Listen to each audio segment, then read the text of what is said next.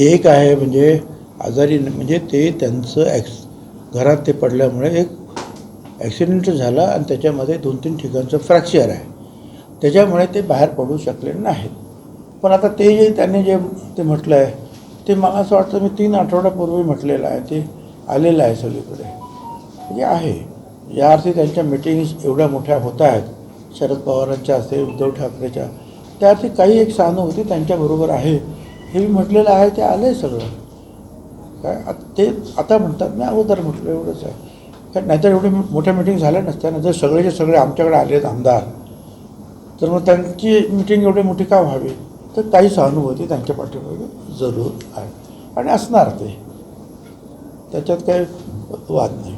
पण आता त्या सहानुभूतीचं रूपांतर मतपेटीत कसं आणि किती होतं आहे ते आपल्याला 4 तारखेनंतर कळेल.